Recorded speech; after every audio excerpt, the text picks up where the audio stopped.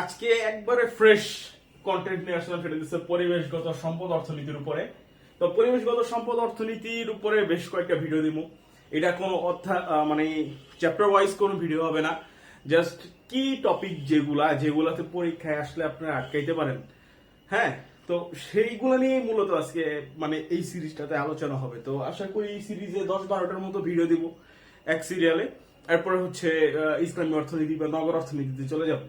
আচ্ছা, তো যে জিনিসটা বলতেছিলাম যে পরিবেশগত সম্পদ অর্থনীতির আজকে আমাদের যে লেকচার 1, হ্যাঁ, এই লেকচারে জাস্ট সিম্পল কয়েকটা বিষয় জানো, সেটা হচ্ছে পরিবেশ কি, পরিবেশের উপাদান আর পরিবেশ অর্থনীতি কি, তাই তো। তো পরিবেশ অর্থনীতি বুঝতে হইলে এই দুইটা জিনিস বুঝতে হবে, তারপরে আমরা পরিবেশ অর্থনীতির সংখ্যা সরাসরি যাব। তো শুরু করি, মেন ভিডিওতে চলে যাই। সেটা হচ্ছে পরিবেশ কি। তা আমরা একবারে সিম্পল ছোট থেকে পড়ে আসতেছি, একবারে সমাজ বইতে আমরা পড়ছি যে চারিপাশে যা কিছু আছে, তাই তো। আমি একটু লিখি,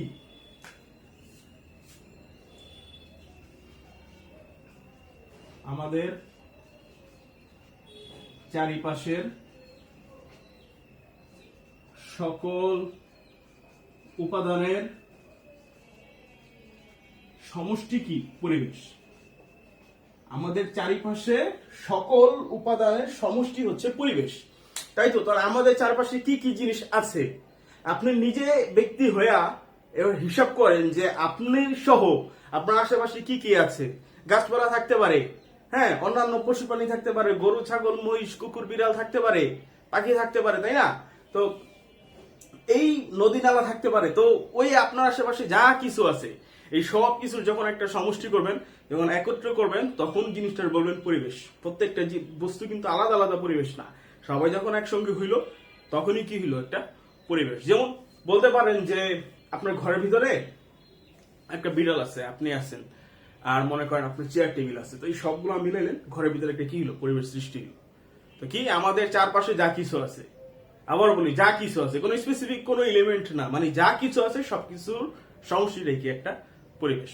তো আশা করি পরিবেশটা বুঝতে পারছেন। এটা আমার বলা দরকারই ছিল না, তাও আমি বললাম। শেষ এটা। দাঁড়ান, ডাস্টারটা একটু নিয়ে আসি। ওকে, তো পরিবেশের বিষয়টা আশা করি আপনারা বুঝতে পারছেন। এবার আসি আমরা পরিবেশের উপাদানে। তো কি বলছিলাম একটু আগে, যে পরিবেশে আশেপাশে যা কিছু আছে, তো যা কিছু থাকা মানে কি? মানে উপাদান থাকা, তাই তো। তো এই পরিবেশের উপাদানগুলা, আশেপাশে যা কিছু আছে, পরিবেশের ভিতরে যা কিছু আছে, সেগুলোরে দুই ভাগে ভাগ করা হয়েছে, ঠিক আছে। একটা হইতেছে জৈব উপাদান,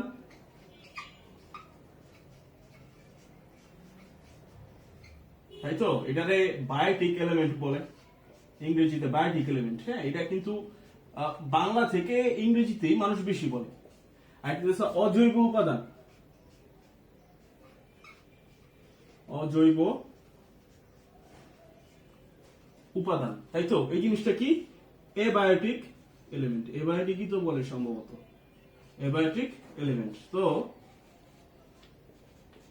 এই তো। তাহলে এখন কথা হইতেছে কি, এই দুইটা জিনিসের মধ্যে তফাৎটা কি, পার্থক্যটা কোন জায়গায় হয়েছে, যে বায়োটিক আর এবায়োটিকের মধ্যে।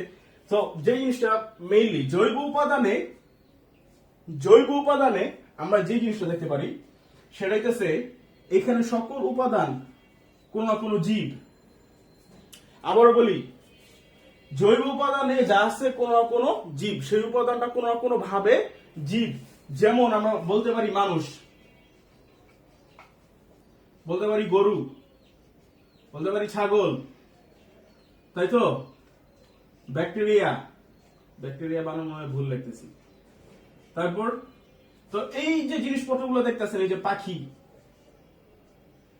তাই তো, গাছপালা। তো আমরা কি দেখলাম? এই সকল জিনিসগুলা প্রত্যেকটাই কি? জীব। প্রত্যেকটাই কি?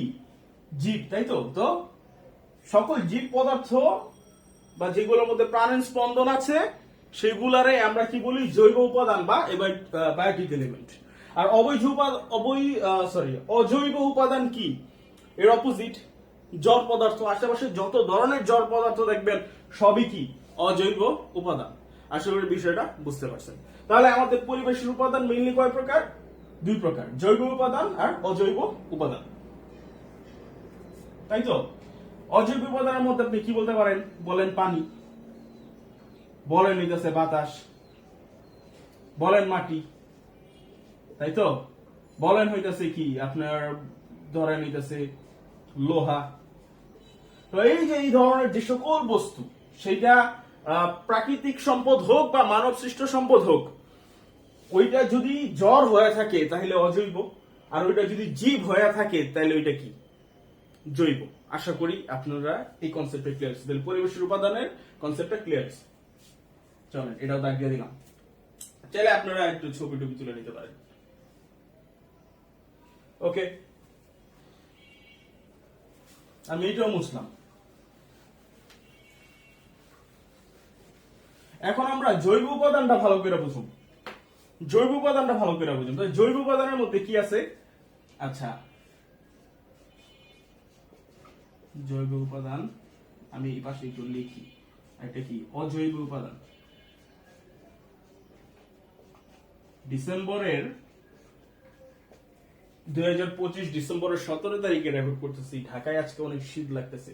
আপনারা কোন জায়গা থেকে ভিডিও দেখতেছেন কমেন্ট করতে পারেন।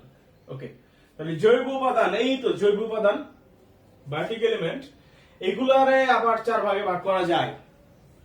জৈব উপাদানগুলোরে 4 ভাগে ভাগ করা যায়। কিছু উৎপাদক, খাদক, বিয়োজক, পরিবর্তক। এগুলা কি একটু বিস্তারিত বলি। উৎপাদক কারা? যারা নিজের খাদ্য নিজে উৎপাদন করতে পারে। উৎপাদন করতে পারে আমি লিখবো না, তৈরি করতে পারে লিখতে পারি। নিজের খাদ্য নিজে তৈরি করতে পারে। অন্য কারো, অন্য জীবের উপর নির্ভরশীল না। অন্য জীবের উপর নির্ভরশীল না। নির্ভরশীল না। না, এই জিনিসটা আমি লিখলাম। কি লিখলাম একটু ভালো করে দেখেন। যারা নিজের খাদ্য নিজে তৈরি করতে পারে, অন্য জীবের উপর খাদ্য তৈরির জন্য নির্ভরশীল না। যেমন আমরা বলতে পারি উদ্ভিদ, তাই তো? আচ্ছা, গাছ, তাই না? সূর্যের আলো, oxygen, sorry carbon die oxide, হ্যাঁ, পানি ইত্যাদি ইত্যাদি এইসবের সাহায্যে কি করে? সালোক সংশ্লেষণের মাধ্যমে খাদ্য উৎপাদন করে। এখন সূর্যের আলো, তারপর হচ্ছে কি পানি, তারপর হচ্ছে কার্বন ডাই অক্সাইড, এগুলোকে একটাও জৈব উপাদানের মধ্যে পড়ে? একটাও কিন্তু জৈব উপাদানের মধ্যে পড়ে না। তার মানে কি? উদ্ভিদ একটা কি? উৎপাদক। এরা নিজের খাদ্য নিজে তৈরি করতে পারে, অন্য কোন জীবের উপর কিনা, অন্য কোন জৈব উপাদানের উপর কিনা নির্ভরশীল না। তো আশা করি উৎপাদকের কনসেপ্ট আপনারা বুঝতে পারছেন, তাই তো? এরপর হচ্ছে কি? খাদক। খাদক জিনিসটা কি? নিজের খাদ্য নিজে তৈরি করতে পারে না। নিজের খাদ্য নিজে তৈরি করতে পারে না। তৈরি করতে পারে না। অন্য জীব, অন্য উপর নির্ভরশীল।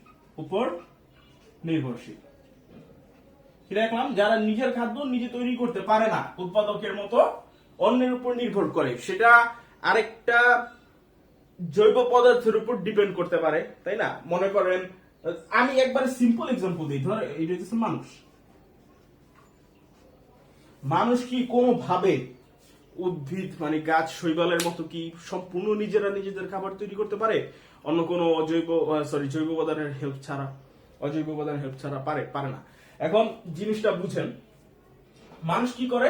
অন্যের উপর নির্ভরশীল। আমরা কি খাই? মানুষ আমরা কি খাই? আমরা উৎপাদক খাই, মানে আমরা গাছ খাই, শাক লতা পাতা এগুলো তো খাই, তাই না? আবার আমরা অন্য জীবও খাই, যেমন গরু, ছাগল, মুরগি, তাই না?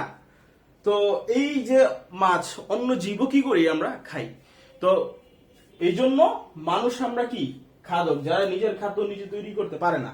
আমরা সরাসরি প্রকৃতির থেকে উপাদান নিয়ে নিজের খাদ্য নিজে তৈরি করতে পারি না। আমরা প্রকৃতির আরেকটা উপাদানের উপর কি করি? নির্ভর করি। তো আশা করি আপনারা বুঝতে পারছেন। এরপর হইতেছে বিয়োজক। বিয়োজক জিনিসটা খুব ইম্পর্টেন্ট, ভালো করে বুঝবেন। হ্যাঁ, বিয়োজকে কি জানি আমরা? বিয়োজক হচ্ছে এরা, আমি কেমনে বুঝাই সহজভাবে, ভিডিওর বেলায় অনেক কিছু মানে বোঝানো যায় না। এর উৎপাদক ও খাদককে কি করে, নিঃসৃত করে সম্ভবত। দাঁড়ান আমি একটু হেল্প নেই, কি লেখা আছে এখানে, খাদককে মানে এদের দেহকে, তাই তো, পরিবেশে নিঃসৃত করে বা শেষ করে, পরিবেশে মিশায় দেয়, বিয়োজিত করে, যেমন আরো সহজ ভাবে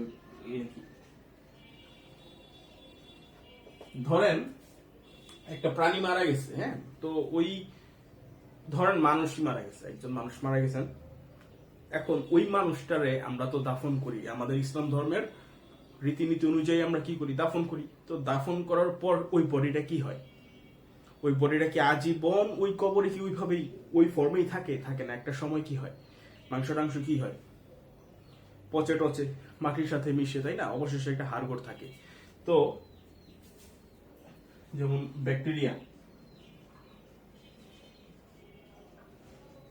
তারপর হইতেছে ছত্রাক, এরা আমাদের দেহটা কি করতেছে, মাটিতে বিয়োজিত করতেছে, তাই না, মাটিতে একবারে মিশাই দিতেছে, তাই তো। তো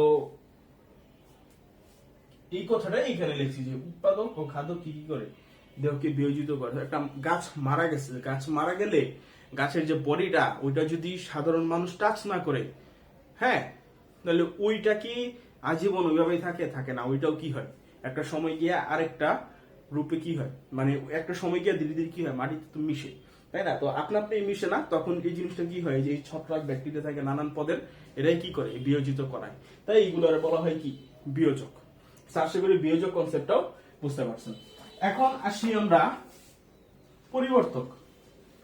পরিবর্তক নিয়ে নানান জায়গায় নানান কিছু লেখা আছে, এইটা সংজ্ঞা একটু কনফিউজ করে আমাদের, তাই তো। তাইলে পরিবর্তকের যদি একবারে সিম্পল লিখি, পরিবেশের উপাদানের পরিবর্তিত রূপ বলা যায়।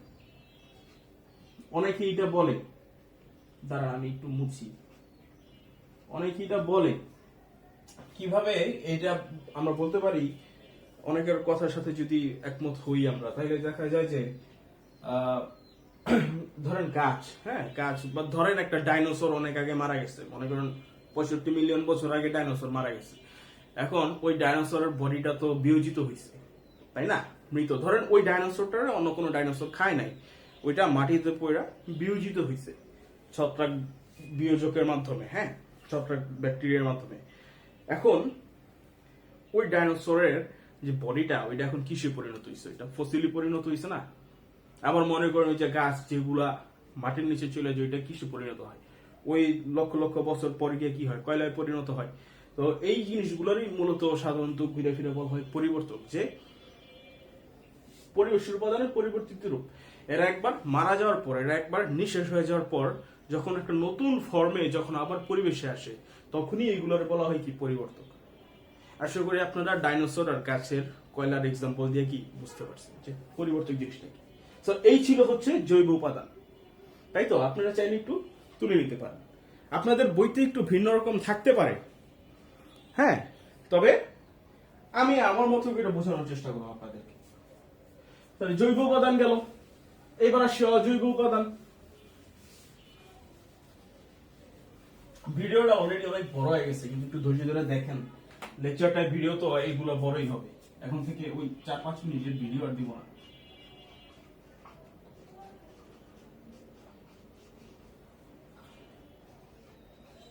একটা আছে আবহাওয়াগত উপাদান, আবহাওয়াগত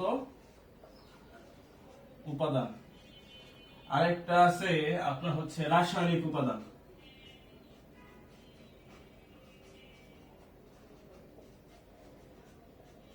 রাসায়নিক উপাদান। একটা হচ্ছে ভৌত উপাদান, ভৌত উপাদান। আবহাওয়াগত উপাদান কি আপনারা তো বুঝতেই পারছেন, তাপমাত্রা, বৃষ্টিপাত, আর্দ্রতা, হ্যাঁ, এইগুলো কি আপনার হইতেছে আবহাওয়াগত উপাদান। এই হচ্ছে রাসায়নিক উপাদান, মনে করেন রাসায়নিক পদার্থ, তারপর হচ্ছে খনিজ পদার্থ যেগুলো আছে, যেমন মনে করেন গ্যাস, তারপর খনিজ পদার্থ কি আছে, কয়লা টয়লা, এইগুলাই কি আপনার হইতেছে রাসায়নিক উপাদান। আর সবশেষে ভৌত উপাদান, ভৌত উপাদানটা কি আপনার হইতেছে সূর্যের আলো, পানির প্রবাহ, বায়ু প্রবাহ, এগুলোই হইতেছে কি ভৌত উপাদান। তো আশা করি বুঝতে পারছেন যে আবহাওয়াগত উপাদান, রাসায়নিক উপাদান আর ভৌত উপাদান কনসেপ্টটা বুঝতে পারছেন। আমারই কিচ্ছু না, এই জন্য লিখলাম না, এমনি বলে দিলাম আপনাদেরকে। তো আশা করি অজৈব উপাদান বা এবায়োটিক এলিমেন্ট যেটা, সেটাও কি আপনারা বুঝতে পারছেন। ওকে, আবহাওয়াগত উপাদান, রাসায়নিক উপাদান, ভৌত উপাদান। এইবার আমরা একবার মেইন বিষয়ে আসি, সেটা হচ্ছে পরিবেশ অর্থনীতি কি, তাই তো?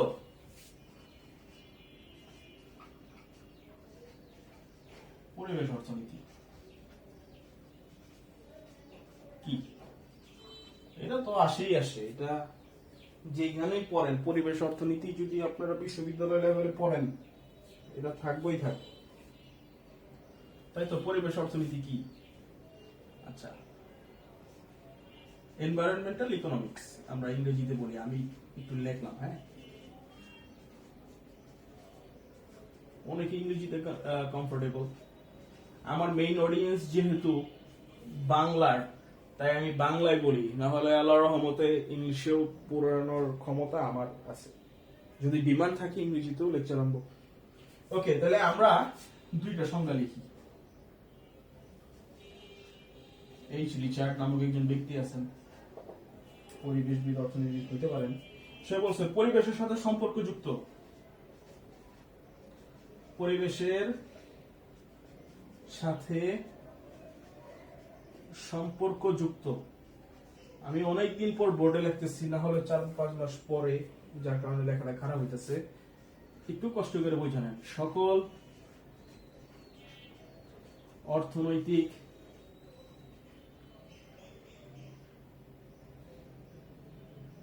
পরিবেশের সাথে সম্পর্কযুক্ত সকল অর্থনৈতিক কর্মকাণ্ড সম্পর্কিত জ্ঞানকে, সম্পর্কিত অধ্যয়নকে পরিবেশগত অর্থনীতি বলে। পরিবেশগত অর্থনীতি বলে।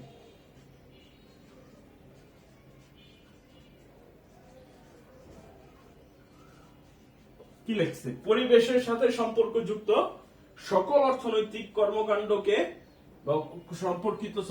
কর্মকাণ্ড সম্পর্কিত অধ্যয়নকে পরিবেশগত অর্থনীতি বলে। আচ্ছা, আমি একটা সংজ্ঞা দিয়ে আমি বুঝে নিই। হ্যাঁ, দেখেন পরিবেশের সাথে সম্পর্কিত, দেখেন আমরা মানুষ যাই করি, হ্যাঁ, যে শিল্পেই করি, ধরেন কৃষি শিল্প, তো কৃষি শিল্প তো সরাসরি পরিবেশের সাথে সম্পর্কিত, তাই না? তো এই পরিবেশের সাথে সম্পর্কিত হয়ে আমাদের একটা অনেকগুলা ইকোনমিক অ্যাক্টিভিটিস হইতেছে, তাই তো? তো ওই পরিবেশের সাথে যেহেতু সরাসরি সম্পর্কিত, তাই এটা আমরা বলতে পারি এনভায়রনমেন্টাল ইকোনমিক্স। আবার এখানে আমরা এইভাবে বলতে পারি যে আমরা যে সকল অর্থনৈতিক কর্মকাণ্ড করি, হ্যাঁ, আচ্ছা কৃষি বাদ দেন, মনে করেন আপনার যে কোনো একটা শিল্পর কথা হিসাব করেন, ওই শিল্পে ব্যবহৃত যে কাঁচামাল ব্যবহার করা হয়, যে কাঁচামাল, কোন কাঁচামাল দেখবেন সরাসরি প্রকৃতি থেকে আসতেছে বা প্রাকৃতিক সম্পদের কি মানে রূপগত পরিবর্তনের মাধ্যমে জিনিসগুলোর কি হইতেছে ব্যবহার করা হইতেছে। তো সম্পদ আমরা যেই শিল্পী ব্যবহার করি আর যেই সম্পদই ব্যবহার করি উৎপাদনের জন্য, হ্যাঁ, সেই সবগুলাই কোন জায়গা থেকে আসতেছে? আমাদের প্রকৃতি থেকেই তো আসতেছে, তাই না? তো যেহেতু প্রকৃতি থেকে আসতেছে, হ্যাঁ, তো আমাদের অর্থনৈতিক কর্মকাণ্ডের কারণে পরিবেশ কি প্রভাবিত হইতেছে, তাই না? তো এই জন্যই কথাটা বলা হয়েছে যে পরিবেশের সাথে সম্পর্কযুক্ত। তো আমরা যাই কর্মকাণ্ড করি সবই ঘুরা ফিরা কার সাথে সম্পর্কযুক্ত? পরিবেশের সাথেই কি সম্পর্কযুক্ত। সামনে পড়ামু আরো, তখন আরো ভালো বুঝবেন। তো ওই সকল কর্মকাণ্ডই সম্পর্কিত অধ্যয়নে কি পরিবেশগত অর্থনীতি, তাই তো? এটা আমরা বিস্তারিত পড়ি। এটা যখন আমরা পরবর্তী ক্লাসে যখন আমরা পরিবেশগত অর্থনীতির হচ্ছে পরিধি পড়ুম, বিষয়বস্তু পড়ুম, তখন আরো ভালো করে সংজ্ঞাটা বুঝতে পারবেন। আজকে জাস্ট বেসিক আলোচনা করলাম, একটা সংজ্ঞা দিয়ে বুঝাইলাম, আরো বিস্তারিত বুঝাবো পরবর্তী ভিডিওতে। আর যারা এই পর্যন্ত ভিডিওটা দেখলেন অসংখ্য ধন্যবাদ। আর পরবর্তী ভিডিও 2-4 দিনের মধ্যে এসে করবো, ততদিনে ভালো থাকবেন সবাই।